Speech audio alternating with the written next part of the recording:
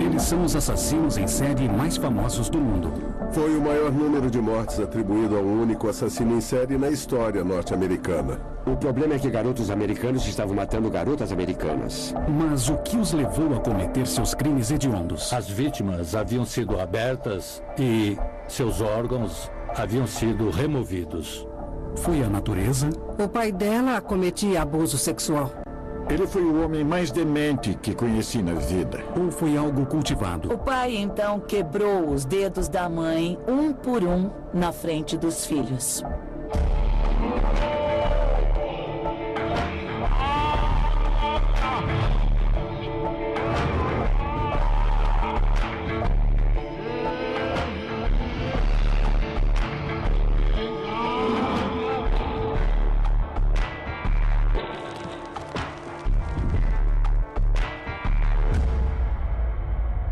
Dementes. Ted Bundy deu um fim brutal à vida de lindas e talentosas norte-americanas. Era como se ele estivesse em uma missão. O policial disse: temos 2 mortas e 2 morrendo. Um assassino carismático que enganou até seus amigos íntimos. Bom, eu estive com provavelmente um dos homens mais perigosos e nunca soube disso. E fez o que quis diante da lei. Ele era um predador e planejava tudo como se fosse uma ação militar. Ele se tornou um dos piores assassinos em série da história dos Estados Unidos. Mas será que Ted Bundy nasceu para matar?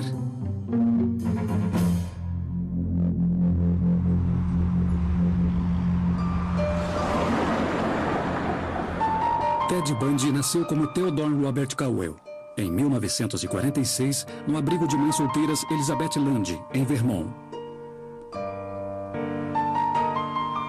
Na época, com 22 anos, sua mãe Louise encarou o preconceito de ser uma mulher solteira que teve um filho de pai desconhecido. Para proteger Louise, os pais dela acharam que era melhor mentir sobre os 3 meses que ela passou no abrigo para mães solteiras em Vermont. Então, ele foi criado acreditando que seus avós eram seus pais e a mãe, sua irmã mais velha. E na vida dele isso deve ter sido muito confuso e ele não sabia quem era.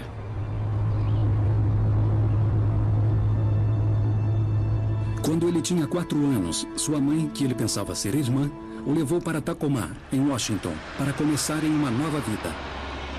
Lá, ela se casou com um cozinheiro militar, Johnny Bundy, que assumiu Ted como seu filho. Foi nesse ambiente de meias-verdades e incertezas que Ted Bundy cresceu.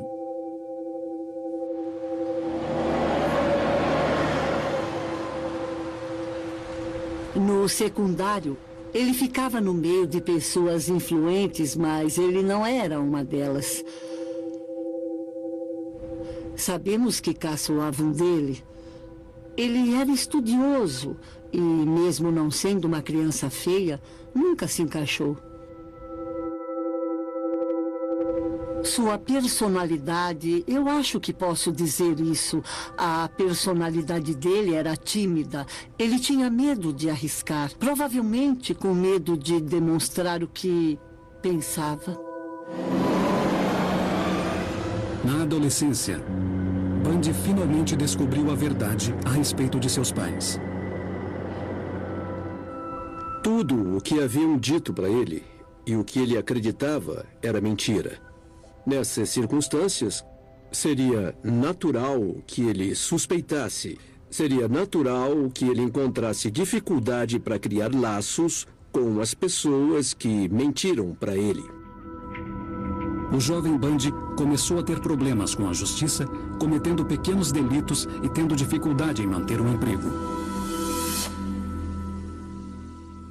Mas em 1966, ele se matriculou na Universidade de Washington, em Seattle, e de repente pareceu desabrochar. Ele era considerado charmoso, era considerado bem vestido, era considerado educado. E naquela época, era essa a única coisa que as pessoas prestavam atenção de verdade. Ted era popular. Na Universidade de Washington, Seus professores o consideravam brilhante. As pesquisas mostram que as pessoas mais bonitas têm notas melhores e colocações melhores, e os que não são tão bonitos não vão tão bem. E isso, eu acho, o fato dele ser bonito, fez com que as pessoas não reparassem no grande vazio que ele tinha dentro de si. Anne Wu, agora autora de um dos livros mais vendidos no mundo, era voluntária da Clínica de Crises, um serviço telefônico que ajudava suicidas quando conheceu o atraente e carismático Bundy. Ted e eu trabalhávamos em equipe. Ted era ótimo ao telefone. Ele parecia ser carinhoso, ele se interessava pelas pessoas. E eu ainda posso imaginá-lo sentado à mesa com o telefone em mãos. E muitas vezes salvamos vidas, o que parece irônico para mim agora. Mas eu conheci um Ted doce, que me acompanhava até o carro às 2 da manhã, quando acabava o meu turno, e dizia: Anne, por favor, tranque as portas, não quero que nada de ruim aconteça com você na volta para casa. Bom, eu estive com provavelmente um dos homens mais perigosos em vários estados. E nunca soube disso. Dan Lazares, um jovem estudante de direito, dividiu a mesma pensão com o brilhante e talentoso Bundy. O Ted Bundy que eu conheci tinha algumas coisas especiais nele, eu diria. Carisma. Eu me lembro de pensar que ele era um homem bonito, e isso me abalava. Eu desejava ser como ele. Lembro que ele falava bem, era intelectualizado, modesto, arrogante, mas modesto, de um jeito, eu diria, irresistível. Na universidade, Ted conheceu a mulher dos seus sonhos e me disse: ela é tudo o que eu quero. Ela era linda, ela era rica, ela era popular. E ele estava realmente apaixonado por ela. Mas depois de mais de um ano de namoro, a garota dos sonhos de Bundy começou a hesitar. Ela percebeu que Ted não iria a lugar algum. Ele não tinha nada de concreto. Ele falava de política, sobre ser um advogado, mas não estava se mexendo para isso. Ele não estava executando absolutamente nada. E ela terminou com ele.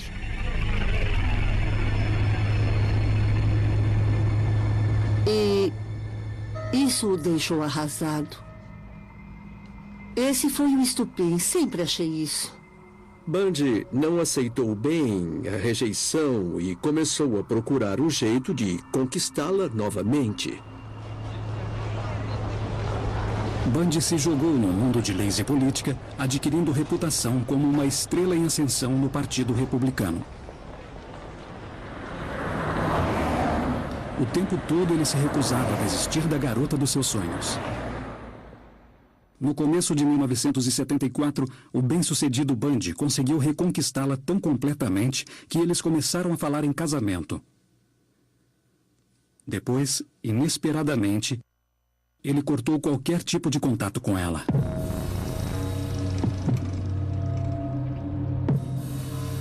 No dia 1º de fevereiro de 1974, Linda Ann Healy, linda estudante e musicista talentosa, estava escalada para fazer sua reportagem diária sobre esqui na estação de rádio local.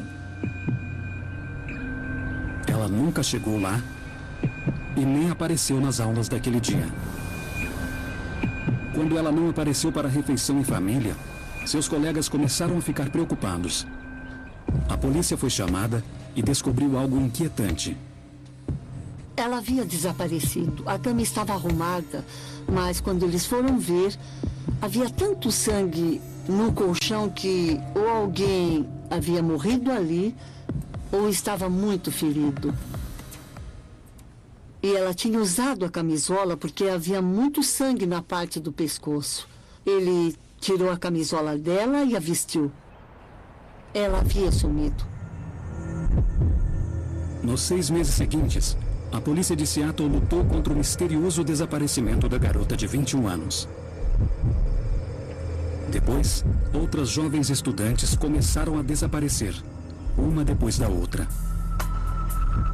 Donna Manson, de 19 anos, foi vista pela última vez a caminho de um concerto. Ela nunca chegou lá. Susan Hancock, de 18 anos, desapareceu enquanto caminhava pelo campus da faculdade de Ellensburg, em Washington. Roberta Parks, de 22 anos, desapareceu da Universidade Estadual do Oregon. Brenda Ball, de 22 anos, desapareceu assim que saiu de um bar no distrito de Seattle. E Georgian Hawkins, de 18 anos, que estava há alguns dias de completar seu primeiro ano na universidade, desapareceu misteriosamente enquanto visitava alguns amigos estudantes em suas fraternidades. Tudo que ela tinha que fazer era passar em 4 casas até chegar na dela. Mas ela não chegou. Todas as vítimas tinham cabelos longos e escuros, divididos ao meio. Eram magras, atraentes e inteligentes. Todas se pareciam com a garota dos sonhos de Bundy. Geralmente, existem semelhanças entre as vítimas dos assassinos em série. Esses assassinos geralmente têm um tipo específico. Era como se o Bundy estivesse se vingando dessa mulher em particular, dessa classe em particular, desse tipo particular de mulher. Era quase como se ele estivesse numa missão. 6 garotas haviam simplesmente desaparecido, deixando para trás uma questão. Como elas haviam sido raptadas sem sinal de luta, sem pistas e sem testemunhas? Enquanto o reinado de terror de Bundy continuava, a resposta seria revelada.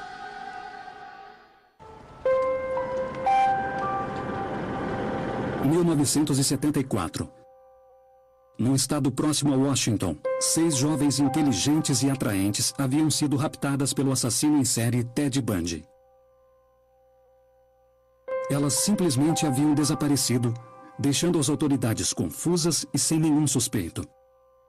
Como Bundy raptava suas vítimas sem ser visto e sem enfrentar resistência? Ele sabia que teria que criar um jeito de chegar às vítimas. Mas como é que ele seria capaz de convencer as mulheres a entrarem com ele no carro e irem para outro lugar, quando elas deveriam estar socializando com seus amigos? O mistério estava prestes a ser revelado. Lago Sammamish, Washington. O Parque Estadual do Lago Sammamish era um lugar muito frequentado pelos jovens de Seattle.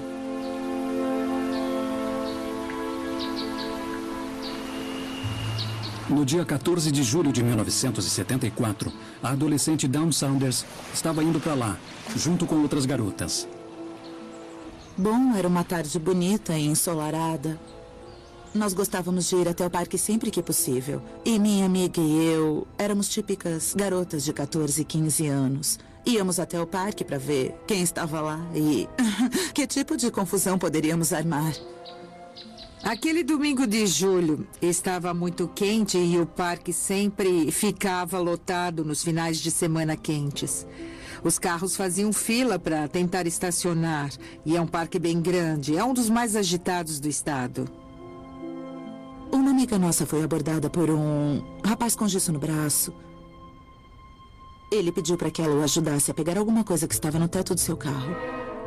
A garota foi uma das muitas a serem abordadas por um homem que parecia estar com o braço quebrado.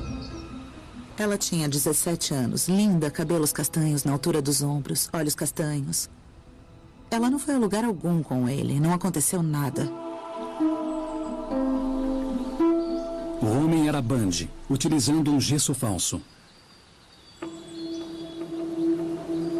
Testemunhas viram a mesma abordagem sendo feita a uma mulher bonita de 23 anos. A Janice estava sentada numa toalha sozinha e um homem bonito veio até ela pedindo para que ela o ajudasse a tirar a canoa do carro. E ele disse, está ali no estacionamento. Ela disse, tudo bem, e foi com ele.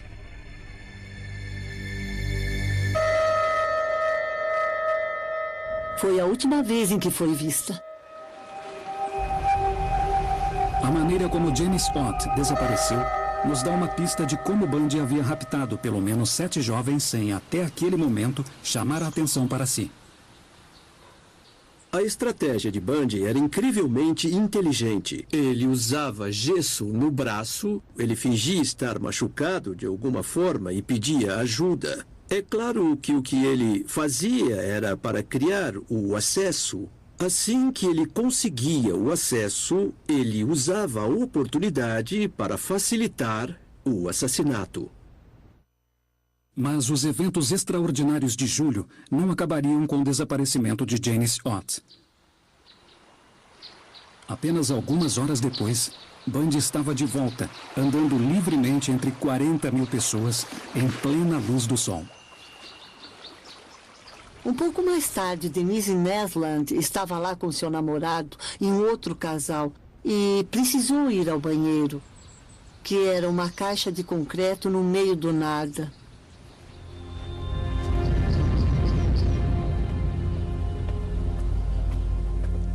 Ela foi e nunca mais voltou.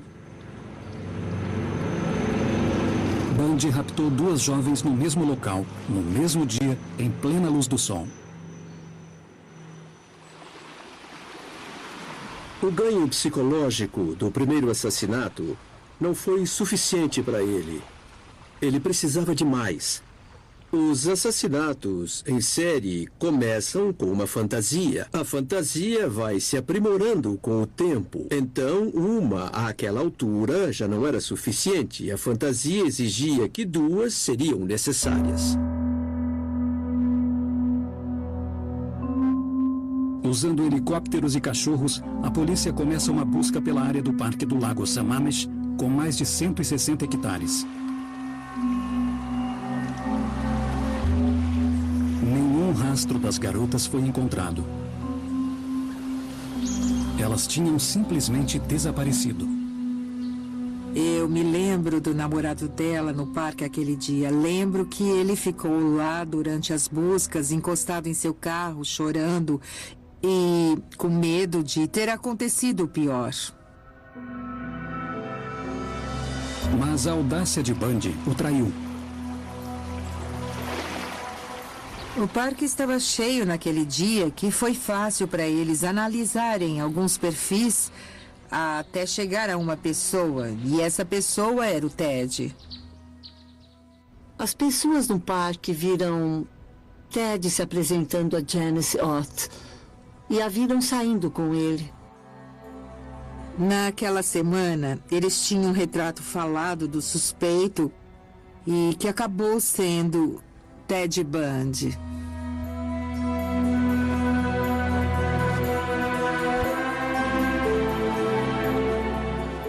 Quando eu penso naquele dia, eu não me lembro dele assim, tão inocente, sabe? Mesmo com um nome e um retrato falado do suspeito, ninguém que o conhecia conseguia associar o carismático e jovem Ted Bundy ao homem que havia raptado 8 mulheres até então. Comentamos o caso quando surgiu naquele verão uma pista a alguém chamado Ted que tinha um carro igual. Comentamos brincando, talvez seja o Ted, porque ele nunca está aqui. Mas é claro que foi uma coisa que nem consideramos por causa das características dele. Nunca o imaginaríamos envolvido em algo assim. Se os assassinos em série viessem com avisos na testa, poderíamos evitá-los. Infelizmente, os assassinos em série são charmosos e sedutores. Então, podemos imaginar os assassinos em série como atores de cinema, porque, na verdade, eles tratam a maldade como uma coisa banal. No meio de setembro de 1974, Bundy havia partido. Ele fora para Salt Lake City para estudar direito na Universidade de Utah. Ele foi para Utah e as garotas começaram a desaparecer nos subúrbios daquela região da mesma maneira que as garotas haviam desaparecido em Washington. Nos 3 meses seguintes, 4 garotas foram encontradas estupradas e mortas. Bundy parecia incansável. Ele planejava tudo como se fosse uma ação militar. Toda vez que planejava um assassinato, havia procedimentos a seguir. Ele tinha ferramentas que levava com ele. Deixava tudo preparado. Ele pensava bem nessas coisas. Ele se saiu muito bem para escapar e evitar a prisão e evitar a polícia também. Ele era um predador. Mas em novembro de 1974, Bundy cometeu seu primeiro grande erro. Ele tentou raptar uma jovem chamada Carol DaRonch, em Salt Lake City. Ele alegou que era policial, que haviam tentado roubar o carro dela. E como não conseguiram sair pela porta dos fundos do shopping onde ele disse haver uma delegacia, ele a levou até o seu Volkswagen e tentou fugir com ela. Ela percebeu que havia alguma coisa errada quando ele tentou algemá-la, então pulou do carro em movimento e fugiu. Carol DaRonch havia escapado, mas seu agressor ainda estava solto. Nos 7 meses seguintes, mais 6 mulheres seriam raptadas em Utah, na região do Colorado. Mas no dia 16 de agosto, finalmente a sorte de Bundy acabou. Um policial à paisana de Utah o viu vagar pela vizinhança com o seu Volkswagen e o deteve pelo porte de ferramentas de arrombamento. Ele foi levado para identificação e foi reconhecido por Carol DaRonch. Ted Bundy tinha sido pego. Ele foi condenado pela tentativa de sequestro de Carol DaRonch e sentenciado a 15 anos. Mas Ted Bundy estava prestes a conseguir uma extraordinária proeza que o colocaria em liberdade para matar novamente. Em 1977, Ted Bundy foi condenado pela tentativa de sequestro de Carol DaRonch, em Utah. A polícia estava convencida de que ele era um assassino em série e o levou para o Colorado para responder pelo rapto e assassinato de Karen Campbell, de 24 anos, em Snowmass. O julgamento de Bundy seria em Aspen. Se condenado, passaria o resto da vida atrás das grades. Mas Ted Bundy tinha outros planos. Ele pediu ao tribunal permissão para ser seu próprio defensor e para isso requereu acesso a lugares fora da cadeia. Ele precisava ter acesso à biblioteca e a lugares que não eram tão seguros quanto seria sua cela. No dia 7 de junho de 1977, durante um recesso no caso, Bundy pediu permissão para acessar material de pesquisa. Ele era seu próprio advogado. Ele estava trabalhando na biblioteca dentro do tribunal, pulou a janela e saiu. Bundy foi mais esperto que a polícia e estava livre. Ele se misturou na multidão das ruas agitadas de Aspen e foi para a região das montanhas. Bundy pode ter interpretado isso como a habilidade de superar o sistema de justiça criminal. Ele se enxergava mais esperto do que os policiais, do que os detetives, que permitiram seu acesso à biblioteca para que pudesse pesquisar sobre a sua própria defesa. Nos 8 dias seguintes, Bundy ficou escondido na floresta, hospedando-se em cabanas abandonadas e roubando comida de acampamentos, enquanto a polícia, envergonhada, procurava por ele. Existe um lado muito egocêntrico nos assassinos em série. Eles se enxergam como os mais espertos, os mais talentosos, os mais inteligentes, porque acham que o mundo todo gira em torno deles. Depois de alguns dias na floresta, Bundy audaciosamente voltou para Aspen e roubou um carro. Mas sua sorte estava prestes a terminar. Havia uma barreira policial e eles avistaram. Então, quando ele fez meia volta, foram atrás dele. Ele foi perseguido e levado de volta à cadeia. Bundy voltou para a prisão do condado de Garfield, em Glenwood Springs, no Colorado. A segurança foi reforçada e as autoridades estavam confiantes de que o prisioneiro não escaparia. Porém, de novo, Bundy tinha outros planos. Ele sempre pensava em fugir. Tínhamos que ter isso em mente lidando com ele. No dia 30 de dezembro de 1977, Ted Bundy agiu. Ele tinha emagrecido e conseguiu empurrar a luminária do teto para o lado, passar para o forro e ir pelo forro até um armário dentro da sala dos carcereiros, de onde ele desceu e fugiu. Quando os carcereiros descobriram que ele havia sumido, Bundy já estava a quilômetros de distância, em Chicago. Depois de passar o ano novo num bar em Ann Arbor, Michigan, Bundy pegou um ônibus para Tallahassee, na Flórida. Com uma nova identidade, ele alugou um quarto em Oaks, no coração da área estudantil da Universidade Estadual da Flórida. Depois de 18 meses de prisão, o plano tinha dado certo. Ele enganara a polícia e finalmente estava livre. Mas, para Ted Bundy, isso não era suficiente. Assassinos em série adoram ficar bem no centro de todo o drama que se desenvolve ao redor deles. Quando Bundy mudou para a Flórida, ele não tinha mais o prestígio que havia conquistado na mídia impressa e televisionada em Utah, no Colorado ou em Washington. Ele não era ninguém ali, ele era um qualquer. E isso era a última coisa que Bundy queria. Então, ele precisava fazer alguma coisa para conseguir a atenção que desejava e exerceu sua pior forma de poder sobre a cultura que ele abominava. Nas primeiras horas do dia 14 de janeiro de 1978, uma semana depois de chegar em Tallahassee, Ted Bundy atacou novamente. Lá pelas 3 da manhã, uma jovem chamada Anita Neary voltou para sua fraternidade. Ela chegou no andar de baixo e viu um homem saindo da casa com o que parecia ser um pedaço de pau na mão. Ela foi ao andar de cima e acordou a presidente da fraternidade. Quando Karen Chandler saiu de seu quarto, perguntaram se ela tinha visto alguma coisa e perceberam que Karen estava sangrando. Jim Sewell era sargento e assistente do chefe da polícia quando seu telefone tocou naquela noite.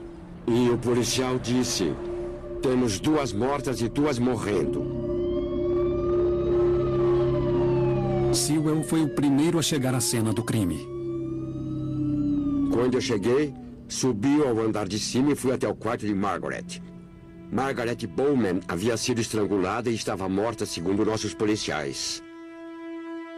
Um fio de nylon estava amarrado no pescoço de Margaret Bowman.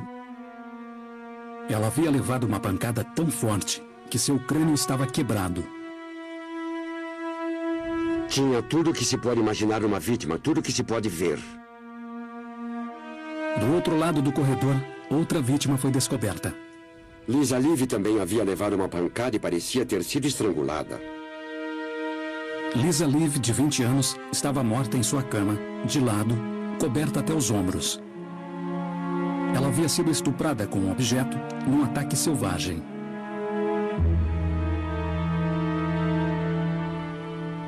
Lisa também foi mordida nos seios e também nas nádegas.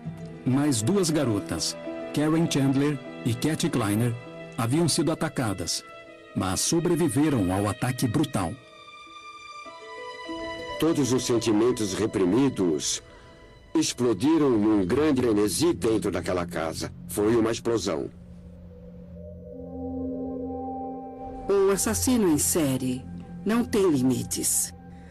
Então é como apertar um botão para ele ficar não só bravo, mas furioso, ao ponto de, quando você vê a violência dos crimes dele, Você fica espantado, você pensa, como é que uma pessoa tão gentil pode fazer coisas tão horrendas com outra pessoa, com outro ser humano?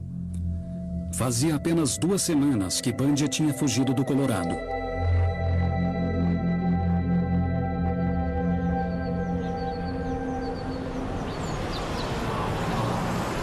Quase 3 semanas depois do ataque à fraternidade, um furgão branco foi roubado do departamento de mídia da Universidade Estadual da Flórida. 4 dias depois, ele apareceu. A 160 quilômetros dali, em Lake City. Kimberly Leach, de 12 anos, estava na escola. Quando ia começar a lição, ela percebeu que havia deixado a mochila em outra sala. Ela teve permissão para ir ao outro prédio buscá-la. E nunca mais voltou. Naquela manhã, uma testemunha viu uma garotinha aos prantos sendo arrastada para o assento do passageiro de um furgão branco por um homem zangado. Ela pensou se tratar de um pai nervoso. Naquela mesma manhã, outra testemunha viu um furgão branco fora de controle na estrada. O motorista estava bravo e gritava com o passageiro.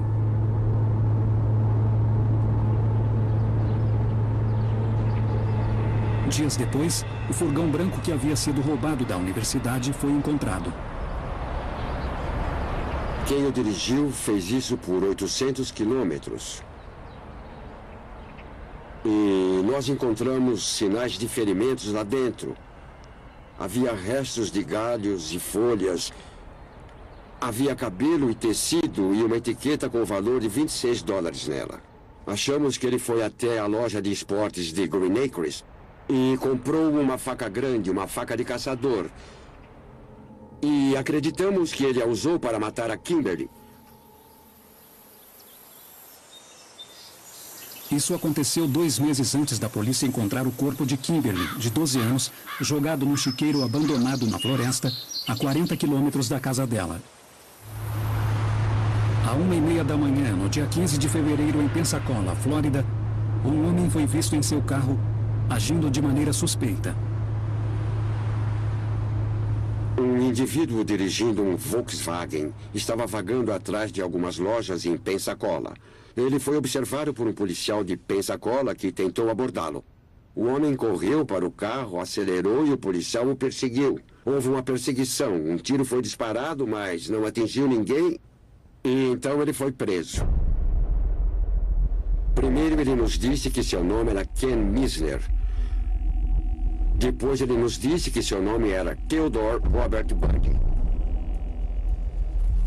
Os que conheciam o carismático Ted ficaram chocados. Quando o Ted Bundy foi preso, eu fiquei completamente pasmo. Eu me lembro do meu estômago ardendo. Ted Bundy estava preso novamente. Mas sua captura era apenas o início de um extraordinário processo de 11 anos. 1979, Flórida. Ted Bundy raptou e matou dezenas de mulheres em 5 diferentes estados e escapou 2 vezes da prisão. Desta vez, ele vai a julgamento. Bundy será julgado 2 vezes. Primeiro, pelo ataque brutal às estudantes na fraternidade em Tallahassee. Depois, pelo sequestro e assassinato de Kimberly Leach, de 12 anos, em Lake City. Miami, Flórida. No dia 25 de junho, Ted Bundy deu seu depoimento. Please state your full name for the record. Theodore Robert Bundy. O ex-estudante de direito foi contra o conselho de seu advogado e decidiu se defender sozinho. Os assassinos em série adoram estar no centro das atenções. Defender-se permitia que ele chamasse muita atenção para si mesmo. E Bundy, é claro, tinha a fantasia que era um ótimo estudante de direito e que poderia ter sido um ótimo advogado. Isso tudo faz parte do fato de que os assassinos em série operam de maneira superficial. Eles não têm a profundidade de se conectar aos estudos. É tudo superficial, é tudo atuação, é tudo uma fantasia, mas entrando na fantasia de defender a si mesmo, ele está no centro de tudo. You say you knew Theodore Robert Bundy on August 16, 1975? O que precisa se provar num caso criminal nos Estados Unidos é que o réu é culpado sem qualquer tipo de dúvida. Ele achou que poderia gerar uma dúvida e que não seria condenado. Ele estava muito seguro do que fazia. Fez perguntas muito boas, mas não aprendeu a primeira lição da Faculdade de Direito. E a primeira lição é: nunca defenda a si mesmo. Defendendo a si mesmo, Bundy escolheu interrogar testemunhas e vítimas vulneráveis, o que denegriu sua imagem perante os olhos do júri. No mundo litigante do tribunal, a falta de conhecimento dele, sua incapacidade de se defender porque ele é culpado, vai ficar bem evidente. Então, esse foi um dos grandes erros de cálculo, para mim, que o Bundy fez. Don't shake your finger at me, young man. Don't shake your finger at me, young man. Durante o julgamento, duas coisas decidiram seu destino. Carol Darronch identificou Bundy como o homem que havia tentado sequestrá-la no shopping, em Utah. Além disso, havia as marcas das mordidas no corpo de Lisa Living. Anne Bloom foi ao julgamento. Ela achava difícil de acreditar que o amigo que trabalhou ao seu lado numa linha telefônica que ajudava suicidas pudesse ser um assassino selvagem. A testemunha da tarde foi o Dr. Richard Silverron, que é um dentista forense. Ele testemunhou que Ted havia mordido duas garotas da fraternidade e deixado marcas de dentes nos seios e nádegas de uma das mortas. Nossos dentes são quase como nossas impressões digitais. E o Dr. Silverron mostrou as marcas e explicou que eram compatíveis com os dentes de Ted. Ele tinha dentes peculiares. E ele disse que não tinha dúvida de que Ted Bundy tinha mordido a garota antes ou depois de matá-la. O julgamento tinha acabado e Ted estava saindo da sala e estava algemado. E ele estava carregando suas pastas como sempre. E ele olhou para mim e fez: "Não fui eu. Eu não sou o culpado disso, não sou. Mas eu sabia que tinha sido ele.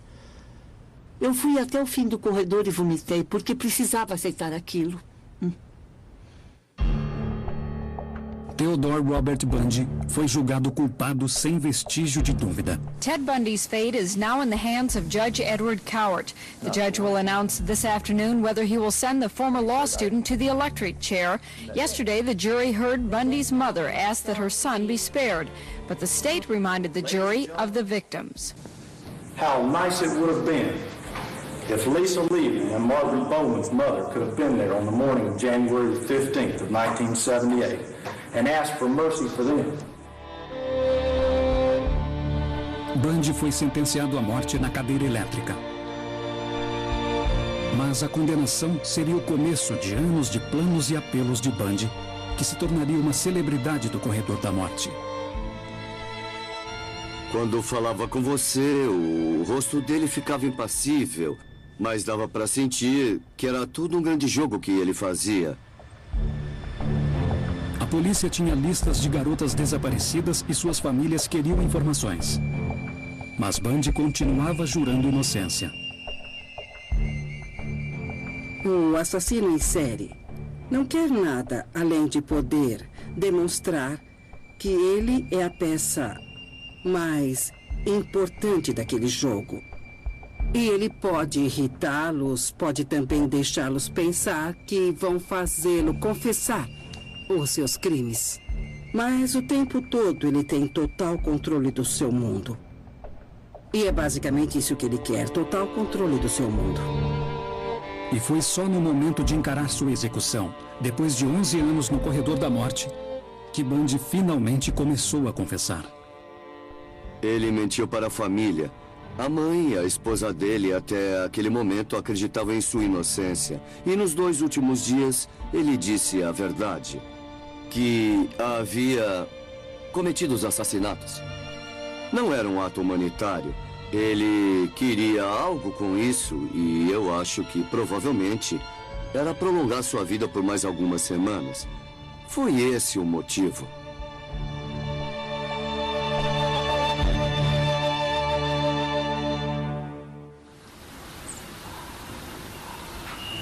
A poucos dias da execução, Ted Bundy começou a assumir pelo menos 36 assassinatos de jovens em todo o país.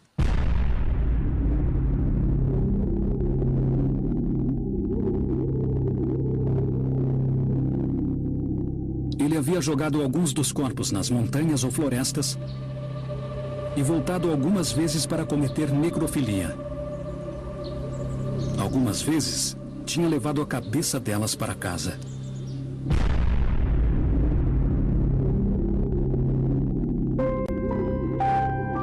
Ted Bundy foi executado na cadeira elétrica em 24 de janeiro de 1989.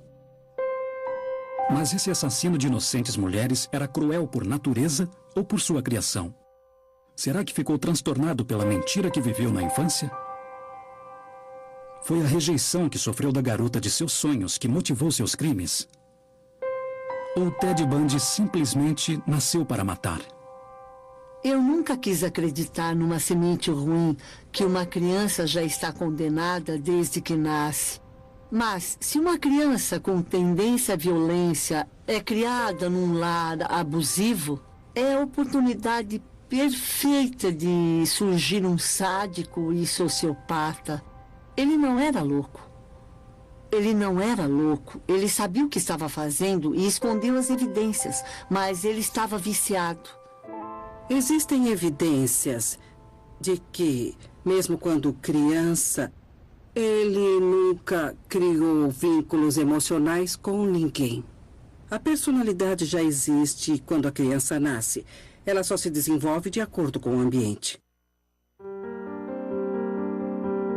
Ele nasceu para matar? Deve haver alguma coisa na genética de uma criança que diz tudo o que você precisa é do ambiente certo e assim poderá iniciar seu destino.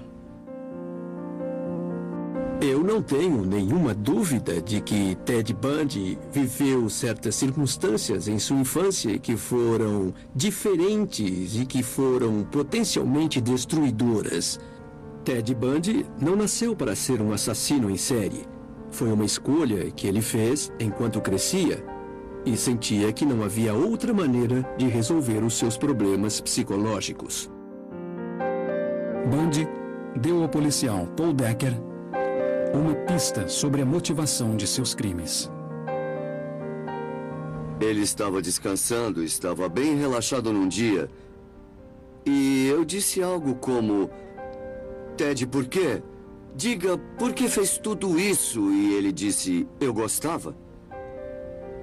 Não teve nenhuma discussão do tipo, foi um problema mental que me fez fazer isso, nada desse tipo. Ele simplesmente gostava. É terrível de se imaginar isso. Versão brasileira, Tempo Filmes, São Paulo.